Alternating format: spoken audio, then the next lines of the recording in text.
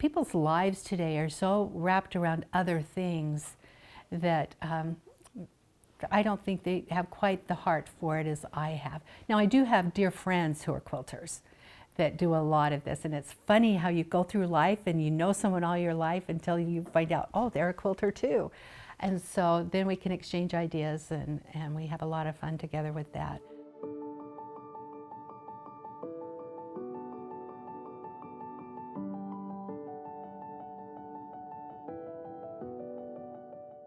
I am here from Syracuse, Utah, which is just a little, well, it used to be a little town, just north of Salt Lake City, and it's right on the shores of the Great Salt Lake. My husband and I flew into Kansas City yesterday.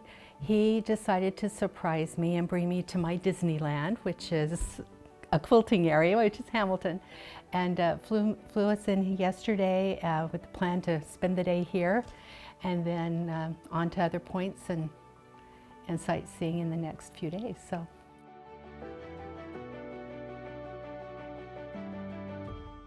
You know, it would have to go back to when I was just a little girl. I had to have been 2, 3, 4, 5 years old. But we would go visit my great-grandmother, and she was an avid quilter. And back then, she had the trundle machine that she would put the pieces together, and a lot of them were hand done, some of them by machine. But every time we went to her home, she had one up in her living room for quilting. And the space it took was the entire room. So if we wanted to sit and visit with Grandma, we had to sit under the quilt. And so it was just a wonderful memory growing up to see what Grandma's beautiful quilts were. And all of her grandchildren were blessed with a quilt that she had made. She made one for me when I was just a baby that I still have. And the sister fabrics that she made that quilt from, she made for my grandmother, so I have her quilt as well to go with it. So they're real treasures. So going back to my very young age, I was exposed to quilting. I wasn't a very good sewer. I flunked out of 4-H. But later on, I picked it up. I never lost interest, picked it up. When I graduated from college, I moved to Salt Lake City and worked at a place called Mormon Handicraft. And it was very well known for its quilting fabrics and materials and other handmade goods that people would make. And so I worked there for a few years, learned some quilting tips and taught a few classes there, and I caught the bug. And so quilted there for a few years, and then met my husband. We were married, and I had little boys that liked to climb up on my lap, and I was so afraid their fingers would get tied up in the needles. And so I set the machine aside for a time while I raised them, and then later on picked it back up again, and I haven't skipped a beat. I love it.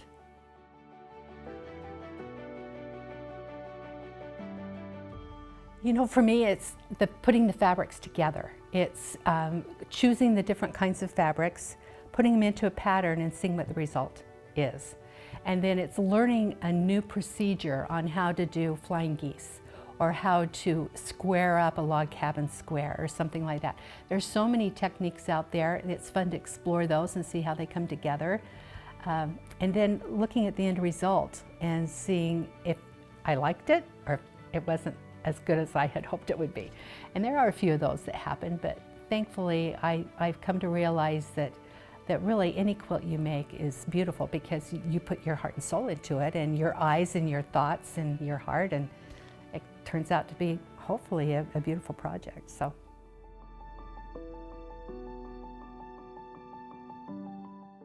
Oh, you know, for me, I think almost every quilt that I've made, it's not perfect.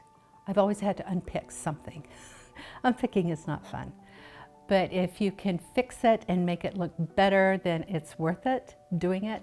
But I think it's making those little mistakes and learning from them and moving on, even though it's frustrating. You just have to learn from it and try and implement what you've learned in the next project. I think that there really isn't a part of quilting that has been frustrating to me, other than that little aspect that happens every now and then. Sometimes I wish I could get the quilt finished sooner than I had planned, but it's well worth the time once you get it done, I guess.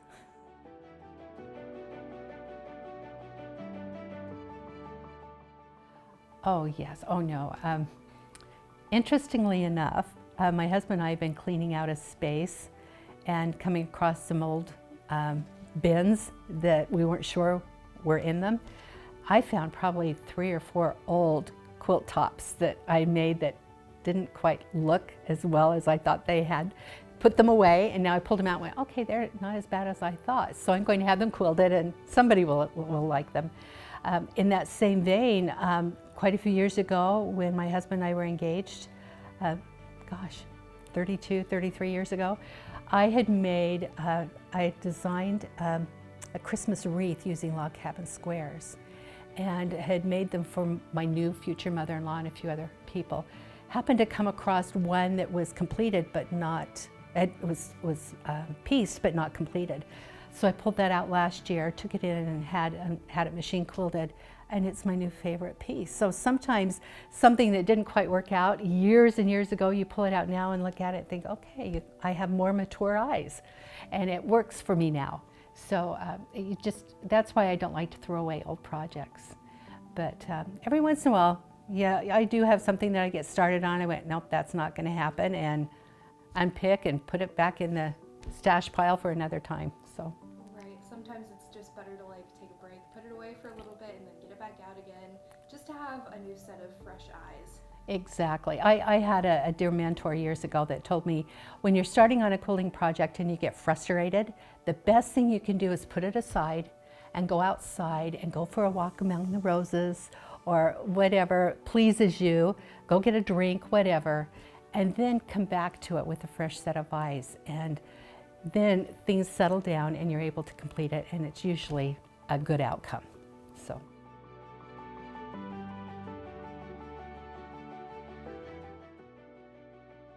Oh my goodness. I can't count them. I really couldn't. 40 to 50 maybe, something about that, I would think.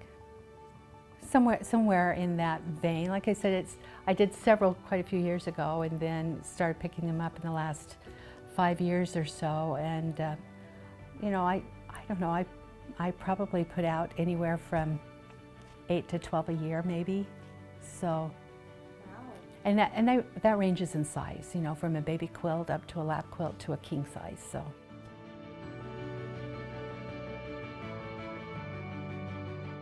That's a good question. I do have them folded up and set aside, hoping that someday my 2 sons might gain an appreciation for quilts and might want to choose a few of them.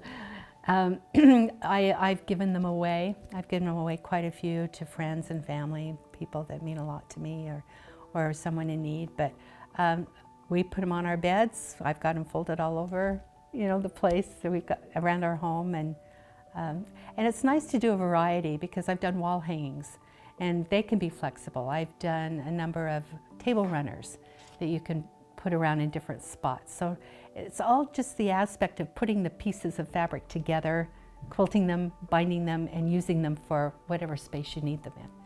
So I couldn't count the number of those that I've done.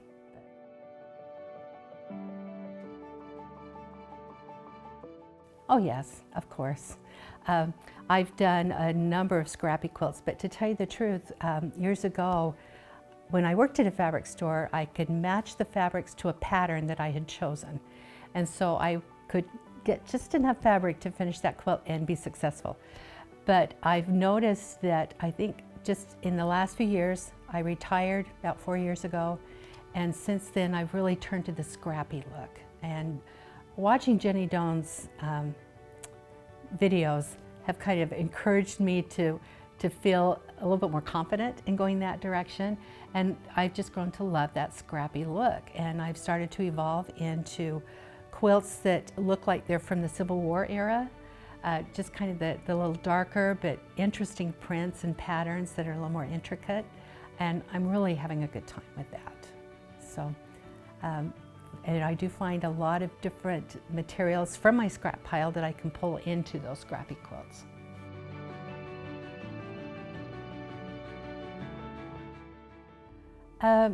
You know, they've never been interested in that. Their interests are elsewhere. I have to chuckle. They are pretty picky about what quilts I put on their bed, that's for sure. And I have one son that lives in Florida that has a couple of my quilts on his bed, and he really enjoys them. The other son has a few on his bed at our home still, even though he lives in New York. That one of them was actually a flying geese pattern that was a quilt kit that I picked up at one of Jenny's trunk shows. That's it. At one of her trunk shows, and it was a really fun quilt. He really enjoys that one on his bed. But they haven't really expressed interest in that. I've had a few people express interest in wanting to learn a little bit about quilting, but people's lives today are so wrapped around other things that I don't think they have quite the heart for it as I have. Now, I do have dear friends who are quilters that do a lot of this, and it's funny how you go through life and you know someone all your life until you find out, oh, they're a quilter too. And so then we can exchange ideas, and we have a lot of fun together with that. But I've had a few younger people. I had a young friend who wanted to learn a little about quilting, and she has some anxiety issues as just a very young child, and so she came over and helped me piece a quilt for her that's on her bed, that's her comfort when she's starting to feel a little anxious. And so that was a great reward for me to be able to help her do that. But sure, if anybody knocks on my door and wants to learn how to quilt, I'd love to show them how. It's a great art.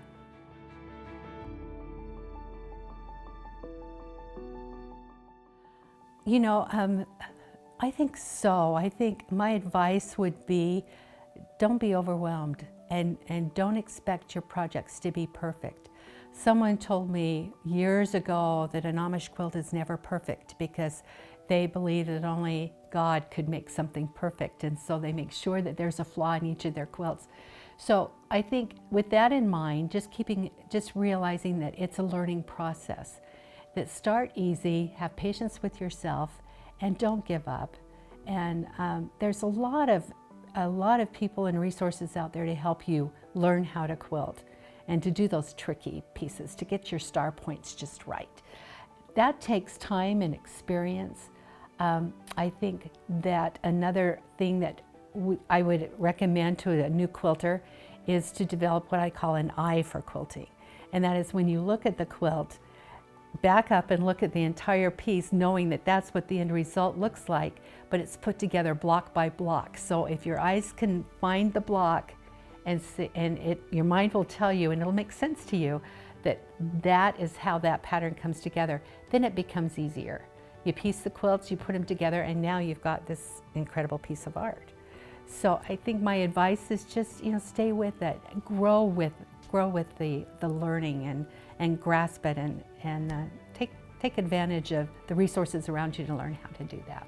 Right, almost kind of trust your gut in that aspect. Exactly. And you will make mistakes. And you will put fabrics together that will look icky. And you will put colors together that will roll your eyes, but you're doing something. And it's through those experiences that will help you learn.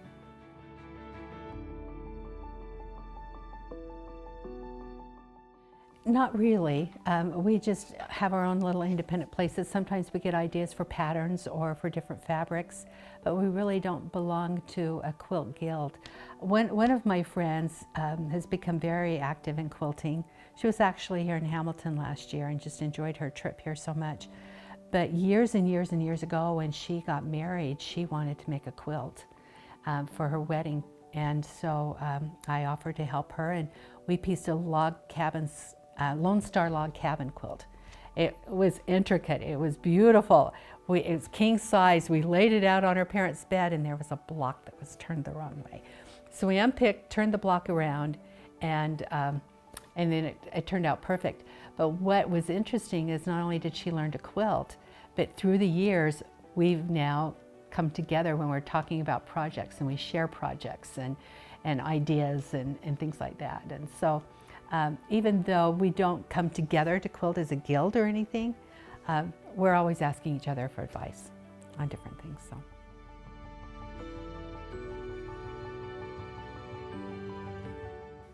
I quilt, first of all, because I love to create.